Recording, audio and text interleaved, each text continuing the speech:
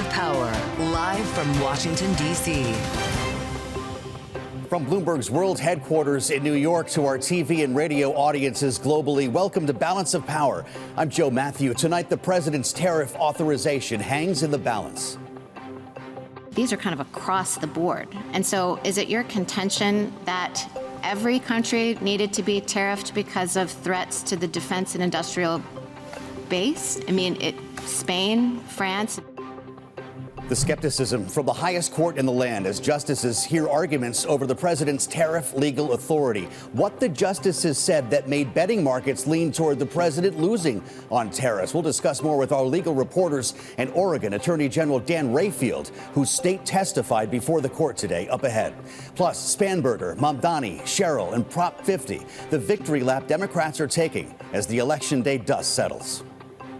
What scares Republicans across the country is the fact that we will actually deliver on this agenda. And the contrast is something that they cannot bear to witness. The election showed that Democrats' control of the Senate is much closer than the people and the prognosticators realize. Republicans woke up this morning and realized that they are no longer in a 2024 electoral environment.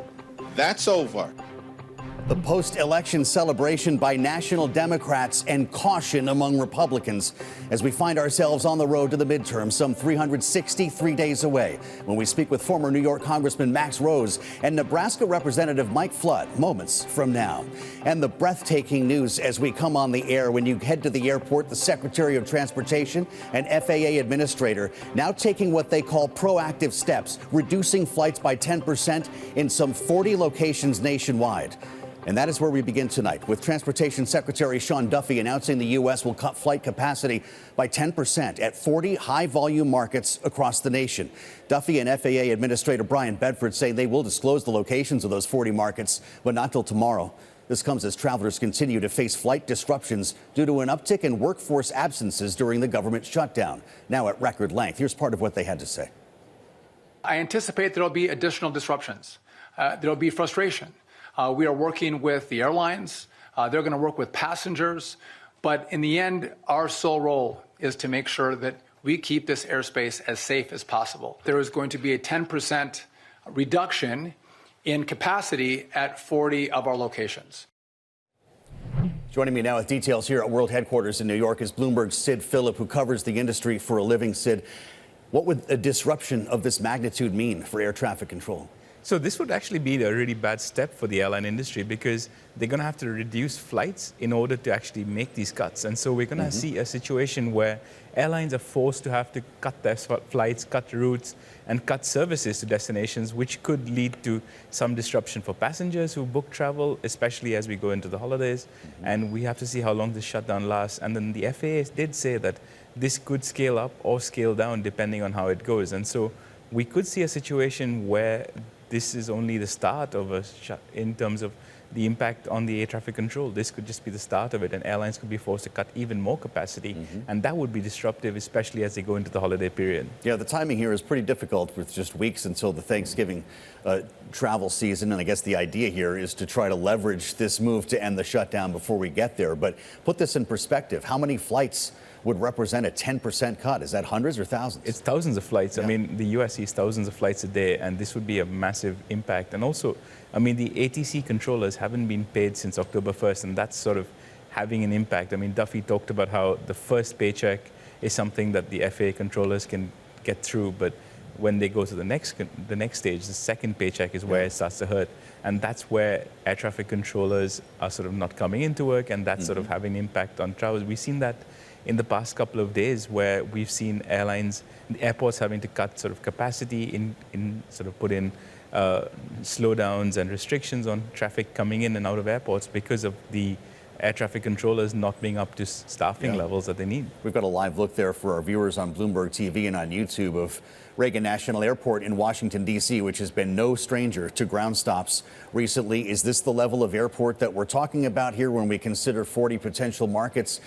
And what does that mean for safety if people are preparing to get on a plane? It is a concern for safety, but at the same time, the FAA is saying that they're taking these measures to ensure safety. Understood. And they're talking about how this will help them manage the traffic and keep traffic at manageable levels. And that's something that the government is sort of talking about as a measure that they're doing to maintain safety. And so you'd rather be safer with fewer flights than have too many aircraft in the air for controllers to control. And this is to begin Friday, correct? We'll find locations we will tomorrow find to be implemented Friday. Yeah, exactly. We've got a lot to learn here, Sid. Thank you. Bloomberg's Sid Phillip. We'll have more on this breaking news as we learn more throughout the hour. And today, the Supreme Court hearing arguments that President Trump exceeded his constitutional authority with many of the sweeping tariffs he has imposed on goods from around the world. The case hinges on whether the International Emergency Economic Powers Act gives presidents the power to impose tariffs, with lower courts finding it does not. For all the details of today's action in the courtroom, we turn to our Washington bureau and Bloomberg's Greg Stohr, our Supreme Court reporter. Greg, how are you reading the tea leaves on what you heard today in the arguments? Well, mostly the way the betting markets are, Joe. It was a rough day for the administration in the courtroom. I wouldn't say 100% the administration is going to lose, but it wasn't too hard to count to 5 justices who seemed like they were likely to vote against him and to say that Congress did not give him this power in this 1977 law to impose these global tariffs. The court is accelerating the ruling on this. Greg, what does that mean for the timeline? Well, it could be, a matter of weeks before we get this ruling. We don't really know. I'm speculating to some extent, but I can tell you that both sides have asked the Supreme Court to rule very quickly. The court expedited its consideration of it, heard arguments on a fast-track basis. So it wouldn't be at all surprising if we get something before the end of the year. That said, the term runs until the end of June, so I could be wrong on that, and it could be much longer. Bloomberg's Greg Stohr. We thank you, Greg, with us live from D.C. While the markets kept a close eye on news today from the Supreme Court, because this could have a real impact on investors' decisions. Equities rebounded. The S&P 500 up almost 1% following the slide that underscored worries yesterday over how stretched this market may be and how sensitive it is to unfavorable news. For all the details, we turn now to Power Moves with Bloomberg's Romaine Bostick, who's with me here in New York. Romaine? Hey, Joe. Yeah, we did see a bit of a flip-flop from yesterday, that big sell-off in markets. Today, trying to claw back some of those gains based on 2 things. One, the story you were just talking about, and of course, that was that Supreme Court case that if Trump actually lost on that, you could actually see the return of at least $100 billion worth of tariffs back to a lot of the retail companies, and you saw those names get a bid. You also saw a lot of names in the cyclical space get a bid on the back of relatively decent economic data, private data, we should point out, as the government is still shut down, but that ADP jobs numbers, as well as that services industry data, seeming to show that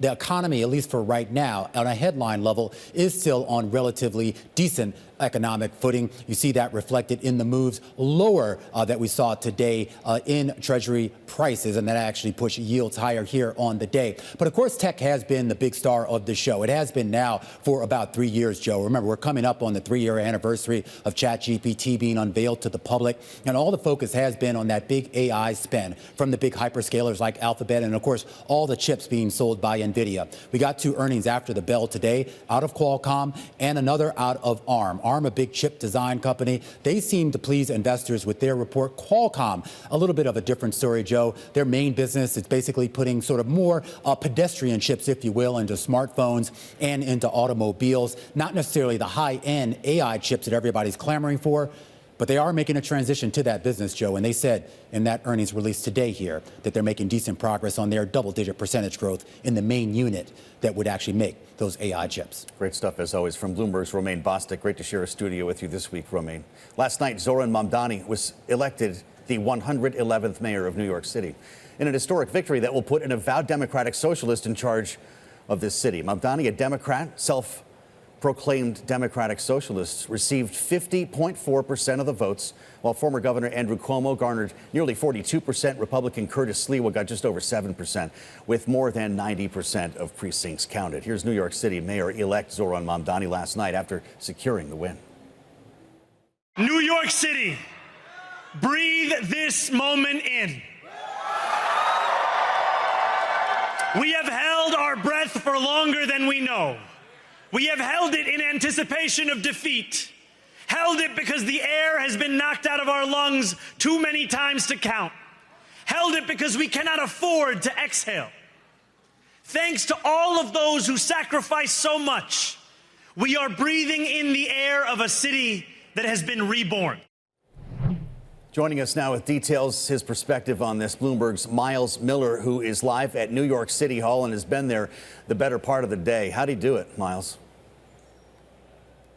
Yeah, this was a broad-based coalition. It was a different coalition that propelled him to win in the primary. He got brand new voters to come onto his side, made historic inroads with Black and Hispanic voters, and also registered some new voters to his side.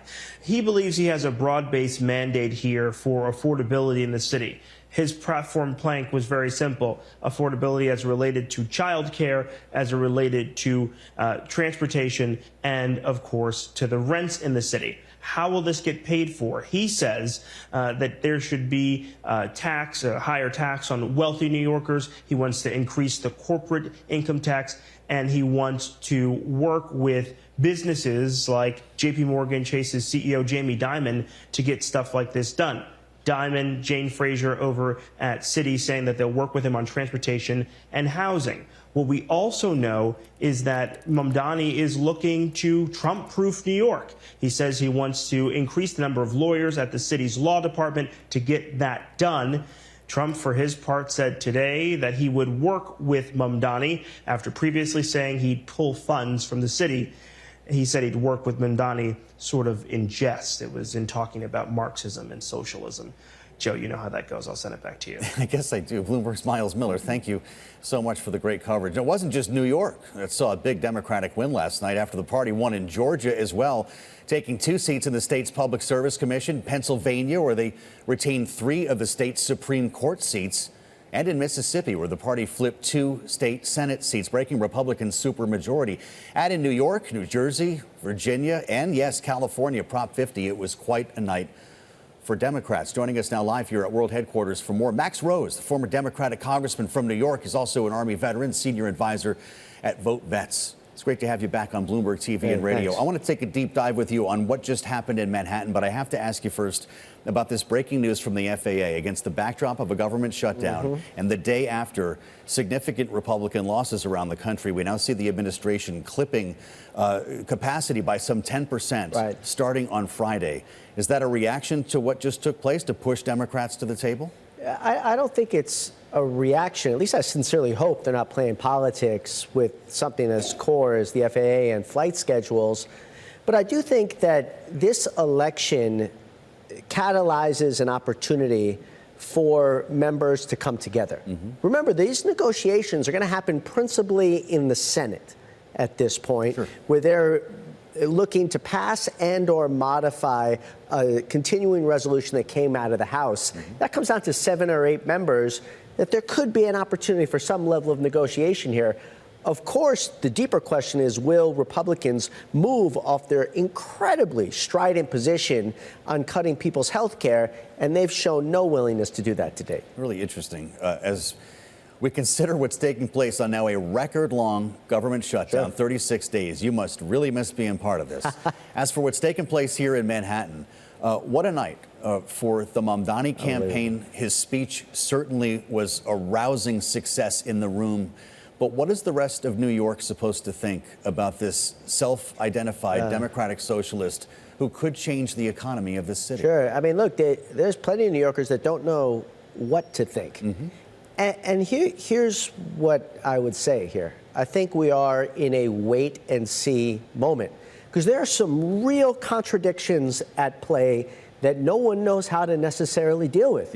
One is, if you look at historical trends of socialism, it's anti-capitalist, and this, of course, is the center of not just the world, the nation's capitalism, it's the world financial center. So there's a contradiction there, and that's where we get the revenue to pay for social services. On the same hand, some of the things that Zohran ran on, things like enabling transportation, universal child care, one could argue those could enable capitalism because more people will want to be workers here.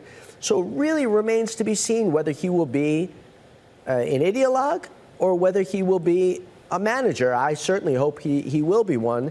And then on the point of his just absolute opposition to, the Zionist project, here, the home of, Jewish people outside of Israel itself, one can only hope that there starts to be sensitivity and sympathy to those who believe that there should be a Jewish state in the Middle East. It sounds like you need to be, or you remain to be convinced here, like a lot of New Yorkers, correct me if I'm wrong.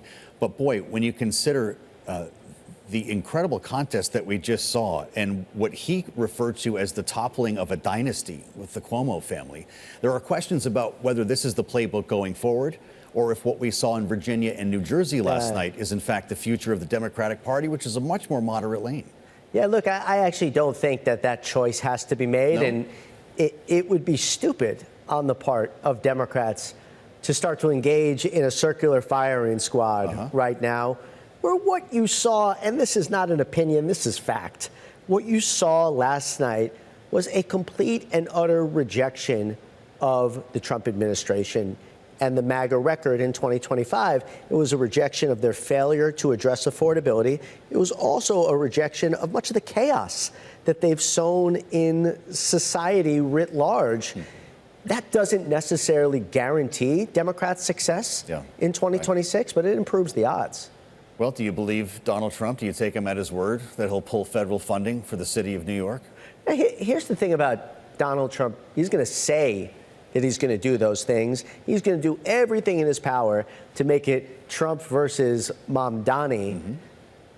The Trump administration and the nation needs New York City desperately, just as much as New York City needs the federal government. This is a symbiotic relationship here where, you don't want to see some type of mutual suicide pact. So it is awfully concerning when Donald Trump says that he's going to go to war with New York City, not just because I'm a New Yorker, because I think that could have cataclysmic effects for the entire economy.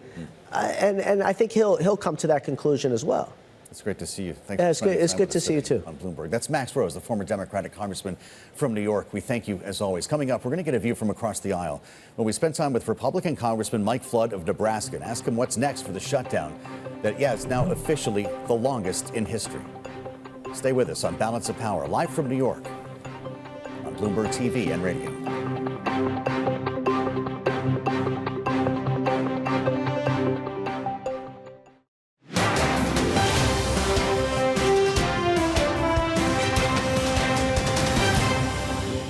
It's Balance of Power on Bloomberg TV and radio. I'm Joe Matthew. Thanks for joining us. We've been speaking about the big night for Democrats and the news from the Transportation Secretary late today, a 10% cut for flight capacity starting Friday if the government shutdown continues. For more, we turn now to Capitol Hill, where we're joined by Republican Congressman Mike Flood of Nebraska, chair of the Republican Main Street Caucus and member of the House Financial Services Committee. Yes, some lawmakers are still there. Congressman, it's great to see you, and I wonder your thought on this news of what we're about to face at airports around the country on Friday. Is this what will finally bring this shutdown to an end? And there's no reason that should happen. I mean, why are we impacting somebody's weekend plans to make a political point? Listen, I came back to Washington because I had this thought, we'll get through the Tuesday elections and then we'll end this farce. And here we are. I'm waiting, and I'm understanding that the Democrats are backing further away from the table. And then obviously you have this conversation about the FAA and the air traffic. How bad does it have to get before they're serious about ending this? Listen, they've made their point. They had their protest. They had their elections. How does this get any better? Like, finish it up. Let's go home. What makes you think they're pulling away from the table, Congressman? Did somebody tell you that directly from the other side of the aisle? Well, not from the other side of the aisle, just in conversations I've had with a lot of our Main Street Caucus members. A lot of them have friends over in the Senate. They're getting kind of bits and pieces about, Capitol Hill chatter. There was a lot of anticipation that we could be in a position to maybe even move this forward. Our speaker was excited about the idea. Our leadership team thought there was a chance. And then, of course, we had a chance to visit with the speaker later today. And, he's as frustrated as anybody else. He wants this to end. The president wants this to end. And I think the American people are tired of it, too. Well, the president does say he wants this to end. In fact, he told Senate Republicans today he wants them to kill the filibuster. Do you worry about what that means when the shoe's on the other foot? What goes around comes around. Listen, I think the Senate has to keep the filibuster at 60 votes. I say that out loud whenever I can. It's part of what makes the Senate a very unique and special, important institution. And, someday the shoe's going to be on the other foot, and we don't want that. And so I greatly admire John Thune. I think he is a great American, and he's in a difficult spot, and he's doing the right things. I want to ask you about what the president said this morning and put on Truth Social last evening, effectively blaming the shutdown and the fact that he was not on the ballot for the results last evening in elections all around the country in which, in most cases, Democrats prevailed. That would suggest the president thinks that Republicans are taking the blame for that. Do you feel that's the case? Listen, it's a midterm election. This is what happened in the last midterm when Joe Biden was in office. It's what happens historically. Nothing that happened yesterday was a shock or surprise to anybody in our party. Here's what we know. We're in the process of fixing 4 years of Joe Biden's disaster. The guy didn't lift a finger on trade. He spent so much money, we found ourselves in wild inflation, and you don't get 7 or 8 months to put it all back in the box and fix it. But we're going down a path and a trajectory where next year we will be judged on the results, and those results will be good. Yeah, the midterms start today, as they say, Congressman, and it brings us to the case that went before the Supreme Court today and the arguments that were heard challenging the president's tariff regime, which most economists tell us have really clouded the economic picture and may, in fact, have kept prices from continuing to go down as the president ran on. What's your thought on what we heard today before the Supreme Court? What happens when the court says no? Are we talking about a refund program? Well, first of all, President Trump successfully used tariffs in his first term. We saw that firsthand, our Nebraska farmers and ranchers. We got better deals with China, Canada, Mexico. All of that worked in our favor. Listen, the Supreme Court's going to take this under advisement. They're going to issue an opinion. Hopefully it's sooner rather than later, so we have some certainty, because we need certainty. But ultimately, we're going to have to follow the law. The Supreme Court's going to make a decision, and it's going to be what we follow. But here's what I know. Regardless of what the Supreme Court does, President Trump is going to take every step that's legally available to him to improve our trading relationships and opportunities around the world. He's already shown that. That's why China is now buying our soybeans. That's why countries like Japan, Indonesia, Vietnam, South Korea, they've all come to the table. I can't wait to get to work on India and other countries like that. We've had a trade imbalance for far too long. This president isn't going to let it go without at least addressing it. Well, I believe it was Amy Coney Barrett today, Justice Barrett, asking if it would be a disaster, if it would create a disaster if this money had to be paid back. Congressman, I've only got about a minute left. What would happen if we had to write checks of that size to importers, and what would it mean for the aforementioned farmers of Nebraska? Well, let's just remember those checks come into the U.S. Treasury and Congress decides how to spend it, and we haven't identified a place to spend it. So if the court orders it, it's going to have to be something that we do. You know, that's how this system works. We follow the Supreme Court's orders. Hopefully, they will recognize the presidents for a long time have had a lot of latitude when it comes to tariffs. That has been the precedent, and President Trump used it very successfully in his first term, and I think we are on the cusp of seeing some really good agreements that will benefit Americans, and hopefully it all sticks. With his view from the Republican Main Street, Congressman Mike Flood of Nebraska. It's good to see you, Congressman. Thanks for your time. Coming up, Supreme Court justices, as we mentioned, are questioning the president's global tariff regime as arguments begin in a case that could undercut his signature economic policy.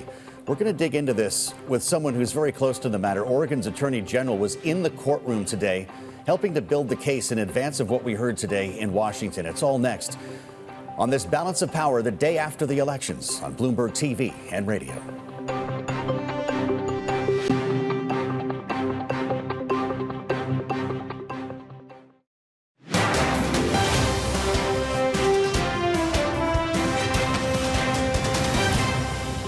The vehicle is imposition of taxes on Americans, and that has always been the core power of Congress. So to have the president's foreign affairs power trump that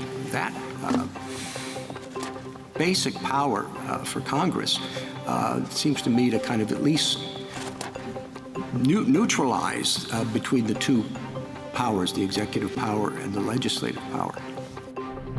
It's Balance of Power on Bloomberg TV and radio. I'm Joe Matthew in New York. That was Supreme Court Chief Justice John Roberts earlier today when the court heard arguments over President Trump's sweeping tariff policy. And joining us now for an inside look is someone who was there. Dan Rayfield, Attorney General of the state of Oregon, co-lead of the multi-state Supreme Court case arguing the legality of President Trump's tariffs, as I mentioned, was there for the arguments. And it's great to see you, Mr. Attorney General. Welcome to Bloomberg TV and radio. Is that what this case comes down to, whether a tariff is a tax? You know, I thought it was really interesting. When you listen to President Trump's lawyers, they looked the Chief Justice right in the eye and said that Americans are going to pay 30 to 80% of these tariffs. And we know as Americans, right, if you want to pass a tax, that's something that's got to be done in Congress. And that took up a lot of bandwidth this morning with the justices. They were grappling with these issues. What does the term regulate mean? Does that mean that it includes the ability to set tariffs? Ultimately, as they wind up, who pays for them? They're a hidden tax on all of us. And I think they were also grappling with just current events right now. You go to the store, clothing is up. Just last week was Halloween. Tootsie Rolls are 33% more expensive. And don't get me wrong, I don't like Tootsie Rolls, but they're more expensive. And you've got all of these common goods that we're paying for. So it was a very important day as they were kind of grappling with foundational democratic principles. Well, it's really something to consider that you were there, and I would love your take on what you saw. Our headline in the terminal today, Supreme Court appears skeptical of Trump's global tariffs. It wasn't just the Chief Justice, it was Justice Gorsuch, it was Justice Amy Coney Barrett. Is that an accurate reflection of what you saw? Well, shoot, they were definitely skeptical, and Americans should be skeptical as well, right? When we think that taxes or things that were going to come out of our pocketbook are going to be done to us, we expect them to be done in public. We expect them to be done by elected representatives. And I think they were really grappling with that. And so I think it confused probably some conservatives across the country to really hear Justice Gorsuch really grilling the president's attorneys as they were answering that. And I will tell you, as you sat in that room, the questions that justice was asking in the moment were palpable. They were heavy, talking about, can Congress just give the powers, those powers to tax, all the way over to the president, effectively abdicating their responsibility. It was a very heavy moment in why we have the system that we currently have, the separation of powers, co-equal branches of government. So it was very insightful to hear those justices' questions today. What motivated you as Oregon's chief law enforcement officer to join arms, to link arms with other states and even some small businesses in this case? Are you all having the same experience under this tariff regime? This is one of the easiest decisions that I've made in my tenure as Attorney General. I don't care what community you are in the United States. We have an affordability crisis in this country. And we have a Trump administration that is taking actions that is exacerbating that problem. And as a state, we are an exporter of goods. We are an importer of goods in a lot of the things that go on. It was impacting us as taxpayers. And when the state is paying more for various things, that means that's less money for schools. There is a dramatic impact. We have a revenue decrease as a result of these tariffs. And again, that resulted in less money for essential services that we provide for Oregonians. This is going on across this country. Not only that, I was hearing directly from small businesses, small component parts that you can't purchase anywhere else that were impacting the bottom lines, and they were ultimately passing these on to Oregonians.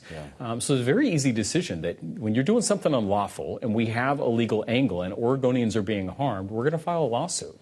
We heard after the 2.5 hours of arguments today from the Treasury Secretary, Scott Bessent, Mr. Attorney General, speaking to the emergency baseline that these tariffs are based on. Listen to what he said. I think the Solicitor General made a very powerful case for the need for the president to have the IEPA powers, and I believe that the other side, in a way, fell flat on their face. That'll be up to Scotus. Mr. Secretary? What's the plan B if the Supreme Court ultimately rules against the president's powers? We're not going to discuss that now. He says he's not going to discuss a plan B, at least not now. Attorney General, you know that they've got a list of options here. If it's not IEPA, they'll find other grounds for these tariffs. You just keep going back to court? Look, if they pass tariffs and they do it appropriately through the statutes that Congress intended, That's what should happen. But there are important safeguards in those statutes where you think about how high the tariffs can be. For the length of time, you have to have certain factual findings. Do them as Congress intended, because those are safeguards for our businesses, safeguards for our consumers. But the one thing that Scott Bessent, I've never heard Republicans brag about increasing taxes. In the court, they talk about we're going to have $4 trillion. That's right, $1 trillion increase of money coming into this country because of the tariffs. Yeah. And they admit 30 to 80% are paid by Americans. I've never heard Republicans brag about raising taxes on Americans so much as I have in the last year. Did you see him? Did you see Scott Bessent in the courtroom today? He said he was going to try to be in the front row. Oh, I had a quick exchange with him just for fun. I think it's very important, just as Americans, we should look people in the eye, shake hands, and say we have a difference of policy opinions. He then looked at me and said, hey, these tariffs are great for the Treasury. And I said, well, I'm paying for them. So I think you got to do your math a little bit differently. Wow. What did he say to that? It was a very quick exchange. I think, honestly, we were sitting in the wrong area. So me and the amazing Attorney General of Arizona, we moved to a different part of the court. Well, tell me what happens if the court actually says no here. There's talk about a reimbursement program. Is there a plan for that? And what would the government be directed to do? You got to get back to basic legal principles. And I think even beyond that, what do we teach our kids? When you screw up, when you make a wrong, you make it right. And the way that these things go on, when someone comes up with this nifty idea, hey, no other president has used an emergency power, or in this case, abused an emergency power to pass tariffs, their lawyers probably said, hey, this isn't your best argument. We're probably going to lose on this thing. And then if you go forward anyway and you harm American businesses, if you take money out of the pockets of American consumers, our citizens, and you're doing it unlawfully, you, as a government, as an elected official, are responsible for righting that wrong. And it's going to be incumbent upon the Trump administration to figure out, how do you do that? How do you do it equitably? How do you do it efficiently? And make sure that everybody is made whole. He's the Attorney General of the state of Oregon, Dan Rayfield. Thank you for bringing us in the room here today and sharing your insights. I'm sure we're going to want to talk again about this when we get to a ruling. One key aspect that came up during the arguments today was the concept of tariff refunds that we were just describing, and whether the U.S. should or can be forced to pay them back if the court rules against the president, something Wall Street banks are already betting on. That in and of itself opens a big can of worms here on this very complex issue and how the U.S. could possibly untangle itself from this tariff regime. For more on the economic implications, we bring in Bloomberg's Shawn, who followed today's proceedings from start to finish and has been knee-deep in this tariff story since it began. Shawn, it's good to see you. Do we imagine a big Ed McMahon-sized check being written by the Treasury? Look, it's $140 billion, or it will be $140 billion in tariffs that will have been covered by this IEEPA statute by the end of this year. It's a huge pot of money, and there's going to be a lot of people clamoring to get it back. But in talking to small business owners and talking to trade lawyers and so on, there are huge questions about how any refund mechanism would work. We heard Justice Barrett today say it looks like a potential mess. Yeah. And it could well be. I mean, and so on. But, $140 billion, there's one way of thinking about it. It's a huge tax refund going back into the economy. It could also be important in terms of kind of boosting growth in the U.S. That's really interesting, Shawn. So the rebates could be stimulative. Yeah, absolutely. I mean, it could be, spring of 2026, there could be these refund checks there. At least that's what you hear from economists. But again, huge questions about how that would happen. There is an argument that this isn't, you wouldn't have to reinvent the wheel here. The Customs and Border Protection, which administers tariffs and collects tariffs all around the country every day, sometimes makes mistakes and handles refunds beforehand. There's codes, there's bank account numbers, there's a lot of money that flows back and forth between customs and U.S. importers who pay these tariffs and then try to get a refund of some kind. So, look, we could see the government just employ those mechanisms, and that potentially would be easy. We could also see lawsuits. We're already seeing, lawsuits filed. We're seeing Wall Street hedge funds buy up rights to potential refunds. There's a lot of interested parties here. Good days to be a lawyer. Bloomberg's Shawn Donnan. Thank you, Shawn, as always, for the reporting. Coming up, investigators have begun looking into the cause of yesterday's fatal UPS plane crash. We'll have details for you, and we'll discuss the political implications of last night's election results when we assemble our political panel next on Balance of Power on Bloomberg TV and radio.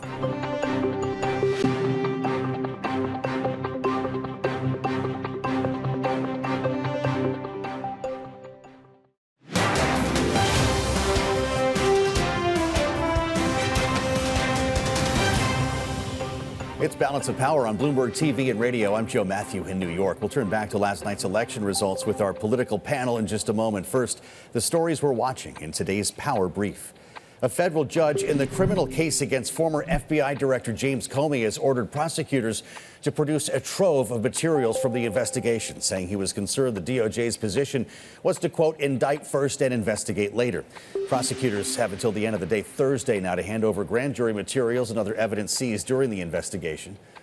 The death toll from the UPS cargo plane crash in Louisville last night has risen to 9, with that number expected to increase still. The 34-year-old aircraft went down during its initial ascent after an engine caught fire. Reports saying at least 2 businesses were hit, a petroleum recycling company and an auto parts shop. The cause of the crash has not yet been identified. UPS saying it was working with the NTSB to investigate, staying in contact now with the FAA. ADP research data revealing that the U.S. added 42,000 jobs in the month of October, signaling some stabilization after recent high-profile layoff announcements from large companies like Amazon, Starbucks, and Target contributed to the anxiety about the job market. The ADP report is one of the few monthly snapshots of the labor market we have now, as the longest government shutdown in U.S. history delays the release of official economic data and may, in fact, cancel it altogether. Last night was a big night for Democrats. If you were sleeping, the party sweeping 3 major local elections by wider than expected margins, giving the party a much needed boost. Here's a few of the big winners from last night. Zohran Mamdani, Abigail Spanberger, and Mikey Sherrill. Listen. New York, tonight you have delivered a mandate for change, a mandate for a new kind of politics, a mandate for a city we can afford. In 2025, Virginia chose pragmatism over partisanship. So New Jersey, the future is now. Roll up your sleeves, let your passion flow. All of them exceeded expectations and the polls that led into these campaigns. And joining us now with their reaction to election night and what's happening in Washington with the shutdown, our political panel, Bloomberg Politics contributor and Democratic strategist Adam Hodge, managing director of Bully Pulpit International, alongside Republican strategist Greta Joins, policy director at Brownstein Hyatt. It's great to have you both with us here on Bloomberg. Adam, tell me what the conversation is inside the family today, because many moderate Democrats, including, by the way, Chuck Schumer, did not fall in behind Zohran Mamdani. And we're seeing a group like Third Way, for instance, today warn Democrats not to follow the path of a Democratic socialist. Instead, what we saw last evening in New Jersey and Virginia is the way to succeed in the midterms. What's your thought? The first thought is, Joe, man, it feels good to win. And so that the big takeaway from Democrats last night is big wins that showed the big tent of the party on display. And they were successful by focusing on the key issue that Americans care about. That's affordability and the cost of goods. Things like housing, energy, a real big issue in New Jersey and Virginia, was a top issue for Democrats that they hammered relentlessly because the president and the party made promises that they would lower costs, and people haven't seen those results. So I think Democrats were focused on the economy, focused on costs, and it paid dividends, there's no question. Hey, Greta, the president says on Truth Social, the fact that he was not on the ballot and the government shutdown are the reason why Republicans lost last night. If you agree with him, does that mean he thinks Republicans are getting the blame? I think it's hard to look at the election results and not assume that Republicans are getting some of the blame. I think that's fair. I do think, though, there are people who are reading a little bit too much into the results from yesterday. Virginia has elected a governor from the opposite party of the president for the past 50 years. Then I also think you have to look at turnout was relatively low. the situation seems to have flipped, where now Republicans are winning with the working class, with high turnout, and Democrats are really relying solely on college-educated voters who are turning out in relatively low numbers in these off-cycle elections. Mm-hmm. You know, when you look at the state of Virginia specifically, Adam, there's a question about candidate quality, and the Republican nominee, Winsome Earl Sears, who is the lieutenant governor, who never really connected on the stump, never really connected on the debate stage. The president's political advisor during the campaign, Chris LaCivita, wrote on X last evening, a bad candidate and a bad campaign have consequences. The Virginia governor's race is example number one. I wonder, however, if it's more complicated than that. Adam, we even saw Jay Jones win for Attorney General last evening, despite the damage to his campaign from a texting scandal in which he threatened political violence. It was a Spanberger lifts all boats kind of night. So who was behind this show of force in the Old Dominion? I think the Old Dominion, but also in New Jersey, too, the same thing held, where you had Democratic enthusiasm and Democrats showed up. In 2025, last night, the margin was 20% higher in New Jersey than it was in 2021. So you had Democrats coming home. And in key counties like Passaic, and you saw this in the Northern Virginia suburbs of Loudoun as well, more Democrats came out to vote than they did 4 years ago. And certainly as they did in the presidential election just last year. And so I think, especially in some of those key Hispanic counties in New Jersey, where you saw Democrats flip some of the Trump gains that had made last year, actually gives me some real optimism looking ahead to the midterms in 2026 about the plan in Texas to redistrict some of those districts to make them more, incorporate more Hispanic votes. Maybe the mandate that Trump thought he has with Hispanic voters isn't quite as strong and as deep as he thought. And if Democrats keep hammering on affordability and costs and show that they can deliver results, I think they're more likely to achieve outcomes that are hopefully put us back in the majority in 2026. I'd like to hear from President Trump from earlier today and his reaction to what we saw last evening. Let's watch and listen. I thought we'd have a discussion after the press leaves about what last night represented and what we should do about it, and also about the shutdown and how that relates to last night. I think if you read the pollsters, the shutdown was a big factor, negative for the Republicans, and that was a big factor. And they say that I wasn't on the ballot was the biggest factor. Look no further, Greta, than the AP voter poll that the president may have been referring to. Granted, you may not love polls, but this is the freshest thing we've got. 6 in 10 voters in Virginia and in New Jersey said they were angry or dissatisfied with the direction of the country. Just 1/3 said they were enthusiastic or satisfied. What are Republicans supposed to do with that? As we watch a live picture of President Trump returning now to Washington from Miami. Greta joins, what say you? You know, I think Republicans are moving forward. I think it is, incredibly disheartening, especially as a Virginia resident, that Democrats would be as supportive of a candidate like Jay Jones. And ultimately, how can Republicans take the messaging that Democrats are delivering us that, socialism is on the ballot, hatred is on the ballot, and ultimately embracing those types of ideologies, I think, are broadly going to be very concerning to the electorate beyond the states of Virginia and New Jersey, where traditionally they are going to be blue or very purple states. I think as we look forward to the midterms, Republicans have a solid message, and ultimately it's going to be on the candidates. And I certainly believe that candidate quality is the most critical thing that Republicans need to look forward to the midterms. And we have some really good candidates, but honestly, I think recruiting more to really push back on this yay socialism message that we keep seeing out of New York is ultimately going to be on the Republican Party to push forward. Adam, let's go to the airport, because we heard from the FAA commissioner today. Shawn says they're going to start cutting capacity on Friday, a 10% cut to air traffic, to air travel. It's going to hit some 40 cities that have yet to be identified. This is a pretty remarkable development, certainly for our audience here on Bloomberg, filled with business travelers, not to mention those who might be flying away somewhere soon for Thanksgiving. Is this the event that ends the shutdown? I mean, I think it's a politically stupid thing to do, to be honest. What if it's in the name of control of safety? the government? Well, but I think they don't have to do that, is my understanding. And like, if you are the party in charge and you're responsible for governing the government, you should do whatever you can to avoid creating more chaos. And this is why the healthcare issue has resonated as well. I mean, there's new polling out of Navigated that showed that by a 28-point margin, people are blaming Republicans for the healthcare rising costs than Democrats. And so I don't think that Sean Duffy, President Trump, wants to be the party, be the leaders that are responsible for creating chaos at the airports. That to me feels like a bad look. Well, of course, we know as well, Greta, that air traffic controllers are not being paid. A lot of them are now working gig jobs at night, driving Ubers to pay their families. And there is a question about how long this can go on for. Is the FAA administrator doing the right thing to keep us safe by flying fewer planes, or is this a political message?